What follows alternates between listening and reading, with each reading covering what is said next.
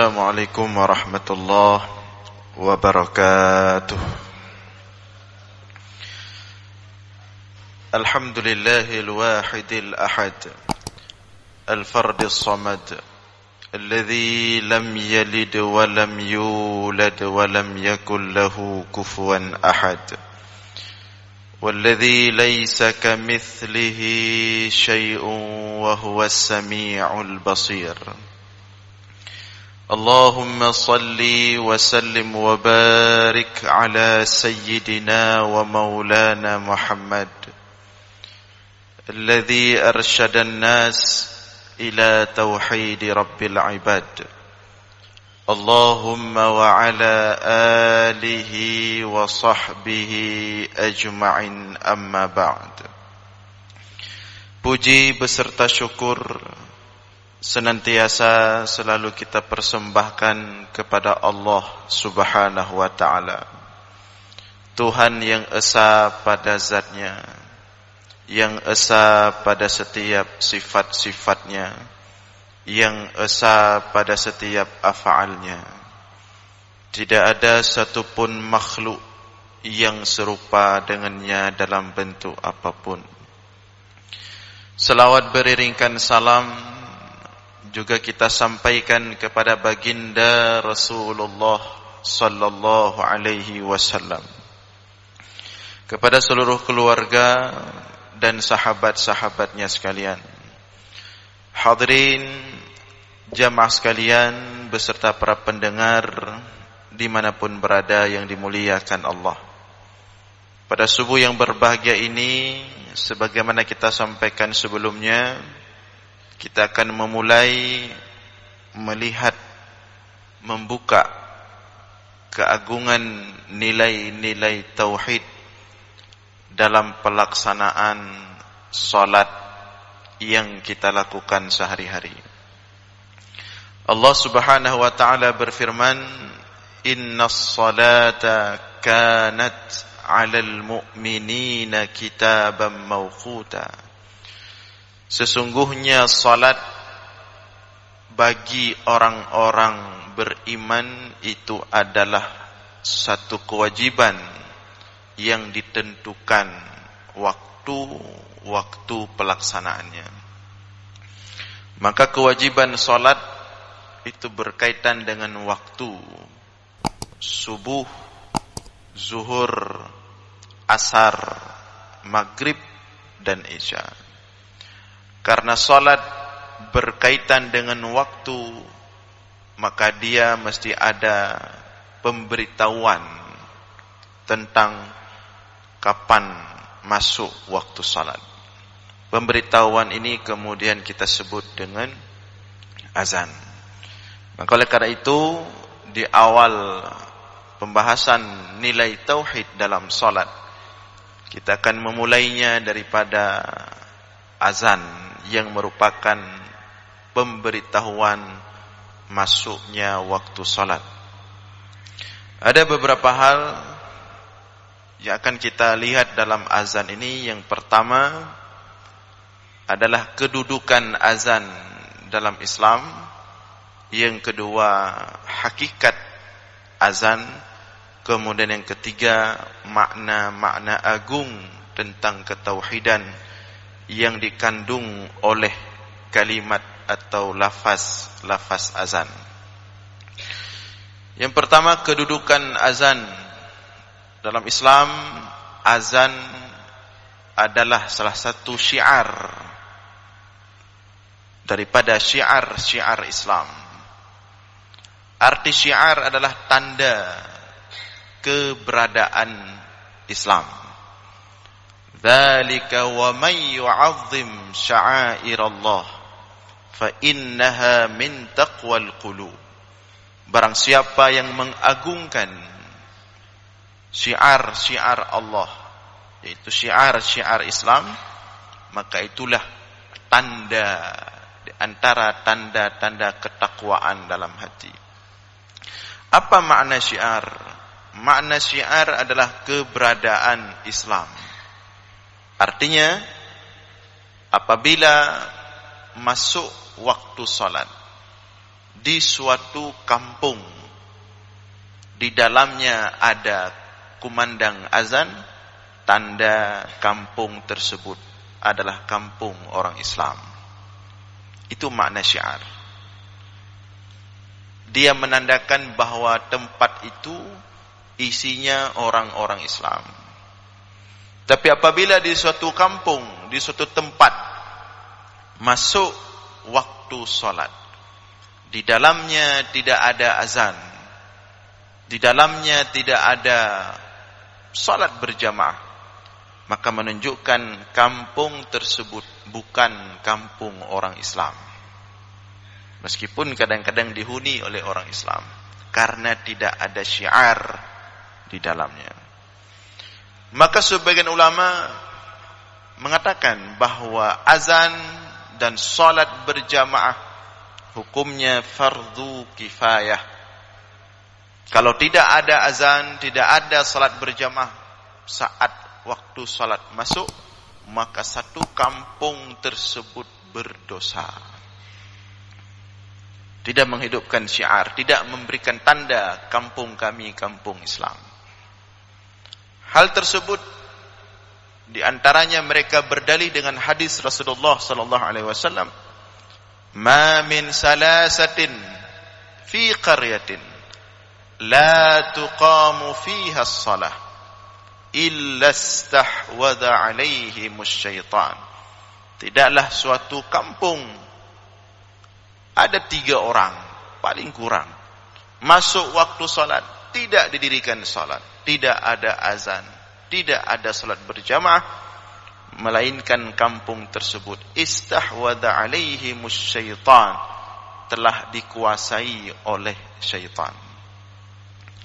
Maka dalam hal ini ada salah satu pendapat, yaitu dalam mazhab Hanafi, di sana disebutkan kalau suatu kampung masuk waktu salat, tidak ada azan dan tidak ada pelaksanaan salat berjamaah, kampung tersebut boleh diperangi. Dan kampung tersebut bukan kampung Islam. Inilah kedudukan azan. Jangan dipandang remeh. Dia itu syiar besar dalam Islam. Yang kedua, hakikat azan. Imam Al-Ghazali dalam kitab Ihya Ulumuddin dalam jilid pertama ketika membahas tentang azan, beliau menukilkan sebuah hadis yang sangat mulia yang diriwayatkan oleh Imam At-Tabarani. Rasulullah SAW bersabda, "Inna yadar rahman ala ra'sil muadzin hatta yafrugha min adhanihi." Sesungguhnya tangan Allah Ar-Rahman yang Maha Pengasih berada di atas kepala si muazzin. Tangan Allah letakkan di atas kepala si muazzin selama dia azan, sampai dia selesai azan. Maka hadis ini menunjukkan apa? Bahwa hakikat azan itu adalah panggilan Allah. Karena tangan Allah berada di atas kepala si muazzin itu. Artinya dia mengikuti perintah Allah. Allah yang menyuruh dia memanggil manusia untuk menghadap kepadanya. Jadi hakikat azan itu adalah panggilan Allah, bukan panggilan si muazzin, bukan panggilan pengurus masjid, bukan panggilan BKM, bukan panggilan muazzin. Tapi hakikat azan adalah panggilan Allah. Nah, siapa Allah yang memanggil itu? Inilah makna yang ketiga yang akan kita bahas. Makna-makna yang dikandung oleh lafaz azan, yang selama ini kita sering memandang remeh. Sedang azan, kita sering kadang-kadang ribut sendiri, sibuk sendiri, ngomong, ngobrol, tertawa, tidak kita open, tidak kita dengar.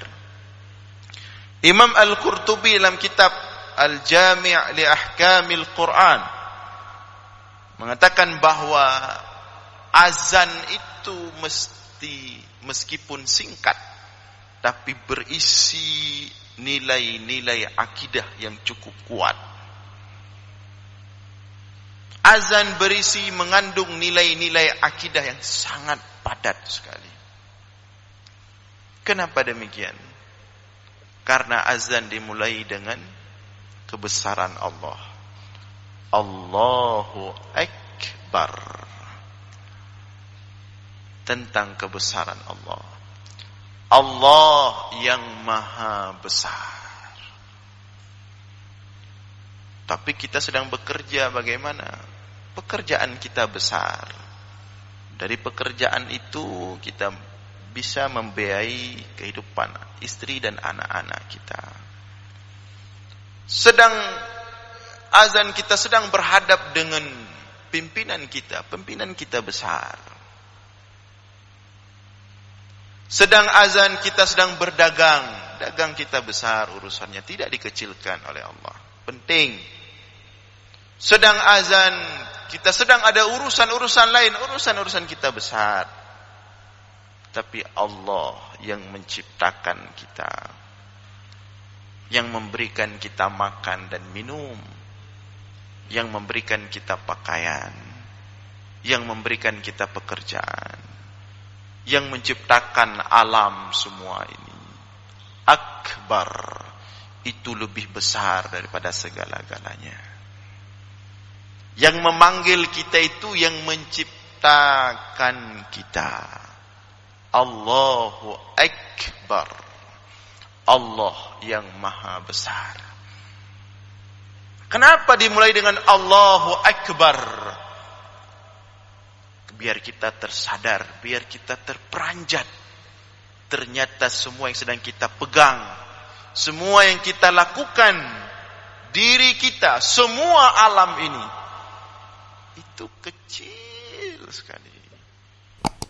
Tidak ada apa-apanya dibandingkan Allah. Itu panggilan Allah yang maha besar. Sedang tanda tangan proyek triliunan, kecil dibandingkan Allah yang menciptakan seluruh alam ini. Sibuk sekali, kecil. Allahu Akbar. Seharusnya kita terperanjat, seharusnya kita tersentak ketika bunyi panggilan itu dimulai dengan Allahu Akbar. Dan itu diulang. Ya, ada tarji'nya. Sebagian ulama mengatakan diulang Allahu Akbar, Allahu Akbar itu saja. Dalam lafaz yang lain 4 kali Allahu Akbar, Allahu Akbar. Kemudian Allahu Akbar, Allahu Akbar. Membesarkan Allah. Kecil semua alam ini. Jangankan dengan Allah, kita salat qabliyah subuh tadi saja 2 rakaat. Itu sudah lebih baik daripada seluruh dunia dan isinya. Raka'atail fajri khairum minad dunya wa ma fiha. 2 rakaat qabliyah subuh itu sudah lebih berharga daripada seluruh dunia dan isinya ini. 2 rakaat qabliyah subuh lebih berharga daripada uang triliunan. Kalau kita mampu istiqamah. Cuman enggak nampak sekarang. Nanti di hari akhirat nampaknya. Dengan 2 rakaat qobliyah subuh saja sudah kalah dunia. Tidak ada apa-apanya.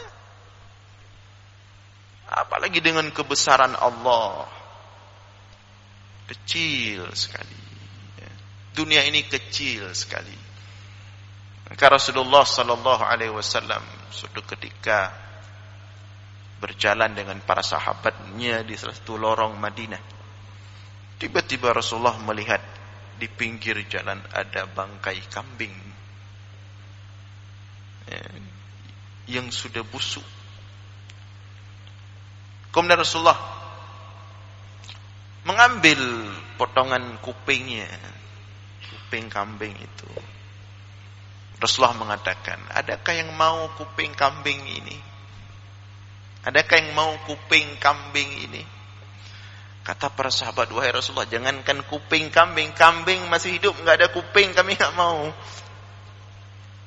Apalagi kuping kambing yang sudah busuk ini. Apa kata Rasulullah? Ketahuilah bahwa dunia lebih rendah di sisi Allah daripada kuping bangkai kambing ini. Tapi entah mengapa yang lebih rendah daripada kuping bangkai kambing inilah yang kita buru setiap hari. Yang kita berdarah-darah di situ, yang kita berkeringat tiap hari di situ. Tamu pagi, tamu loh, demi sesuatu yang lebih rendah daripada kuping bangkai kambing. Inilah Allahu Akbar, dahsyat panggilan azan itu. Kemudian setelah ditanam dalam hati kita, masuk ke relung sanubari kita, Allahu Akbar, Allah Maha Besar. Ketika sudah tertanam kebesaran Allah, kalau masuk, kalau enggak masuk enggak tertanam juga. Ketika sudah tertanam Allahu Akbar, Allah Maha Besar, yang lainnya tidak ada harganya, tidak ada nilainya. Kemudian dimasukkan kalimatul ikhlas. Asyhadu an la ilaha illallah. Asyhadu an la ilaha illallah. Aku bersaksi tiada Tuhan yang disembah, la ma'bud illallah. Tiada Tuhan yang disembah kecuali Allah. Apa makna kalimatul ikhlas di sini? Allah ingin memastikan bahwa kita sedang siap-siap untuk menyembah Allah. Dan tidak ada yang layak disembah kecuali Allah. Maka salat itu hanya kita peruntukkan untuk Allah, ikhlas untuk Allah. Inilah makna kalimatul ikhlas di sini. Ikhlas karena Allah. Jadi salat itu bukan karena enggak enak dilihat sama bawahan, bukan karena enggak enak dilihat sama pimpinan, bukan karena enggak enak dilihat sama anak. Makanya salat bukan karena enggak enak dilihat sama menantu, enggak enak dilihat sama mertua. La ilaha illallah, la ma'buda illallah, tapi untuk Allah kita persembahkan. Nah, itu dipastikan dulu. Kali kamu berangkat dari rumah, seolah-olah dikatakan seperti itu, menghadap kepada Allah, ikhlas memang untuk menghadap Allah, bukan siapa-siapa. Karena siapa-siapa tadi sudah di awal, Allahu Akbar, tidak ada arti apa-apanya dibandingkan Allah. Maka sangat aneh kalau ada orang yang sholat karena orang lain, bukan karena Allah. Asyhadu an la ilaha illallah. Aku bersaksi tidak Tuhan selain Allah. Maka sholat kita persembahkan kepada Allah.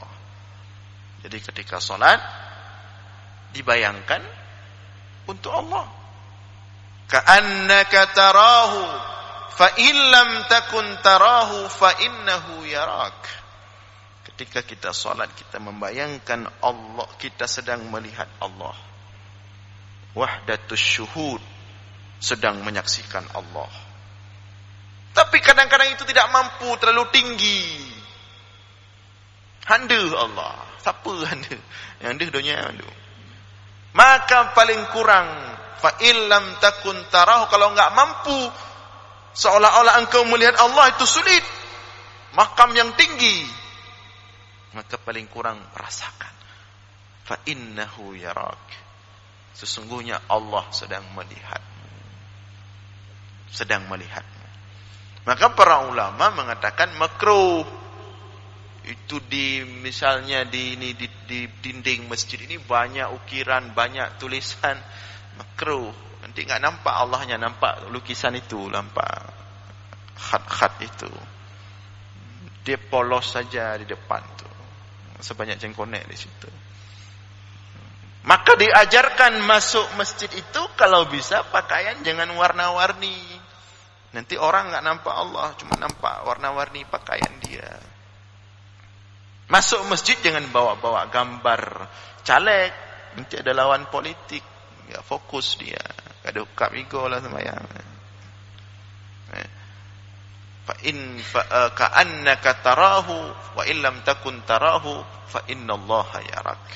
Karena kita ingin di masjid ini kita cuman menyembah Allah, maka di masjid ini enggak boleh bawa nama-nama siapapun di sini. Ini rumah Allah. Foto siapapun enggak boleh tempel di masjid. Foto presiden sekalipun enggak ada di masjid. Di kantor silahkan. Kita ingin di sini cuman Allah. Kita masuk ke sini untuk berjumpa dengan Allah. Itu makna kalimatul ikhlas. La ilaha illallah. Maka begitu banyak kita lihat ulama-ulama yang marah ketika dibesar-besarkan di masjid. Marah dia. Ini rumah Allah, bukan rumah saya. Kalimatul ikhlas. Kita ingin betul-betul menyembah Allah. Kemudian berikutnya asyhadu an la ilaha asyhadu anna Muhammadar Rasulullah. Kebesaran Allah sudah masuk dalam hati kita. Beribadah hanya untuk Allah, sedang berangkat untuk menghadap Allah yang maha besar, yang telah menciptakan kita. Bagaimana cara menghadapnya? Bagaimana cara salatnya? Asyhadu anna Muhammadar Rasulullah. Aku bersaksi bahwa sesungguhnya Muhammad utusan Allah dengan cara yang diajarkan oleh Rasulullah sallallahu alaihi wasallam. Sallu kama raaitumuni usalli. Salatlah kalian sebagaimana aku salat, perintah Rasul. Maka kalau kita bersaksi Muhammad utusan Allah, salatlah sebagaimana Rasulullah salat. Jangan aneh-aneh salatnya. Jadi bagaimana agar salat itu indah? Ya ikut Rasulullah. Agar nikmat, ikut Rasulullah. Jangan ikut-ikutan, ikut Rasulullah. Nikmat sekali salat. Kenapa saya berdiri begini, bertakbir begini? Karena saya membaca langsung hadis Rasulullah yang mengatakan seperti itu. Nikmat. Kenapa berdiri begini, tangan begini? Karena saya lihat orang. Ini enggak nikmat, ini ikut-ikutan. Itu mana asyhadu anna Muhammadar Rasulullah. Salat dengan cara Rasulullah. Berdiri karena memang mengetahui Rasulullah seperti itu berdirinya. Ruku karena memang mengetahui Rasulullah seperti itu rukuknya, i'tidal dan seluruhnya. Itu makna asyhadu anna Muhammadar Rasulullah. Beribadah hanya kepada Allah. Salat sudah hanya kepada Allah. Tata caranya sudah tahu. Apakah kemudian mudah-mudah saja untuk salat? Apakah kemudian ringan-ringan saja untuk salat? Tidak. Salat itu berat. Wa innaha lakabirah. Salat itu berat. Maka ketika panggilan hayya 'alas shalah, hayya 'alal falah, apa jawaban kita? Ketika hayya 'alas shalah, hayya 'alal falah, apa jawaban kita sebagai orang yang mendengar? La haula wala quwwata illa billah. Tidak ada daya dan upaya kecuali dari Allah. Berat salat itu, tidak ringan dia. La kabirah, sangat berat. Maka agar salat itu melekat di diri kita, agar salat itu menjadi ringan, agar salat itu menjadi kebutuhan, agar salat itu membuat kita beristirahat, hakikat istirahat sebagaimana kita bahas sebelumnya. Kita perlu minta tolong kepada siapa? Kepada Allah.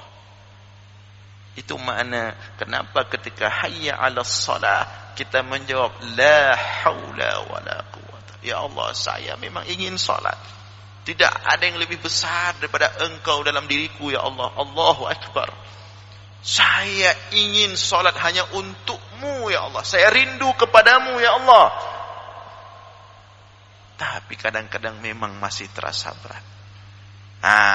La haula wala quwwata illa billah. Minta tolong kepada Allah.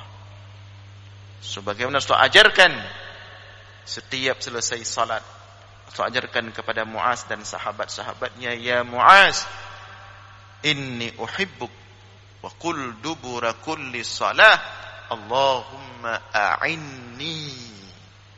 Hai Muaz, aku mencintaimu. Setiap selesai salat jangan lupa berdoa, ya Allah bantulah aku. A'inni ala dzikrika, untuk selalu mengingatmu, wa syukrika, untuk selalu bersyukur kepadamu, wa husni ibadatik, minta bantu kepada Allah. InsyaAllah Allah bantu kalau kita berserah diri kepada Allah. Dan kalau kita minta bantu kepada Allah, ketika Allah bantu, salat menjadi nikmat dalam diri kita.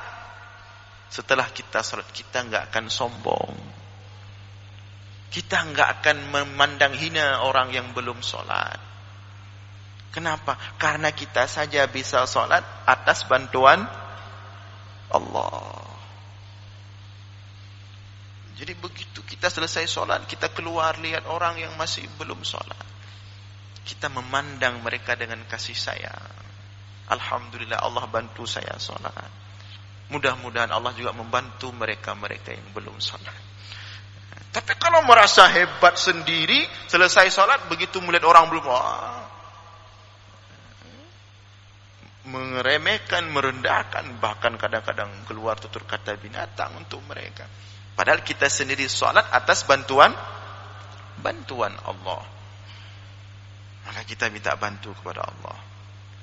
Dan memang pada hakikatnya semua ibadah kita ini atas bantuan Allah. Jadi kita jangan merasa sudah bagus, jangan merasa sudah hebat. Tapi kita harus merasa bahwa Allah sudah membantu kita, bahwa Allah sayang kepada kita. Hayya 'alas salah. Maka setelah minta bantu kepada Allah, hayya 'ala, aqbilu.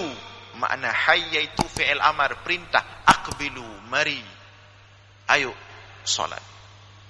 Ayo salat. Ayo salat. Hayya 'alal falah. Hayya 'alal falah. Imam Al-Qurtubi mengatakan, di kata-kata hayya 'alal falah, di situ ada isyarat tentang perkara gaib, yaitu akhirat. Inilah yang kita sampaikan di pertemuan sebelumnya. Apa tujuan kita salat ini? Kita selain untuk menghadap Allah. Harapannya apa? Dengan sering-sering kita menghadap Allah ketika di dunia, di hari akhirat nanti betul-betul Allah berikan kesempatan untuk berjumpa langsung dengannya. Ini kan dengan kelemahan kita, ya Allah, kami ingin dekat denganmu ya Allah, tapi kami tidak punya cara banyak, cuman kami bisa salat. Mudah-mudahan di akhirat kita betul-betul bisa berjumpa dengan Allah, karena di dunia sering-sering menghadap kepadanya. Sering-sering berusaha untuk jumpa dengan menghadap lagi, dengan segala kekurangan kita, dengan segala kelemahan kita. Kurang-kurang ini, tapi kita selalu berusaha untuk salat menghadap Allah. Mudah-mudahan di akhirat nanti betul-betul kita berhadap dengan Allah, menjumpai Allah, melihat Allah. Karena nikmat melihat Allah itu nikmat tertinggi di surga. Maka Allah katakan dalam Al-Quran, wa ziyadah. Mereka orang-orang beriman, orang-orang saleh diberikan kenikmatan surga, tapi ada yang lebih daripada itu, wa ziyadah, yaitu langsung berjumpa dan melihat zat Allah subhanahu wa ta'ala. Tapi kalau ahli neraka enggak, karena neraka itu ditutup dia. Begitu masuk neraka, ahli neraka itu ditutup. Lagi ada pasolan drum, ditutup. Jangankan Allah, langit enggak nampak mereka, apapun enggak nampak. Tapi ahli-ahli surga akan berjumpa dan nampak langsung melihat Allah, dengan cara sering-sering kita menghadap Allah ketika di dunia. Nah, hadirin sekalian yang dimuliakan oleh Allah, inilah sekilas makna-makna agung keagungan ketauhidan yang dikandung oleh lafaz azan. Maka mudah-mudahan ketika kita mendengar azan, ada rasa lain, ada rasa yang lebih kuat tentang panggilan Allah, tentang kebesaran Allah, tentang akidah, tentang ketauhidan. Jadi makanya kalau kita bisa paham seperti ini, setiap kita mendengar azan, keyakinan kita semakin kuat, tauhid kita semakin kuat, akidah kita semakin kokoh. Mudah-mudahan ada manfaat. Demikian yang dapat saya sampaikan. Aqulu qawli hadza wastaghfirullah li wa lakum. Wassalamu alaikum warahmatullahi wabarakatuh.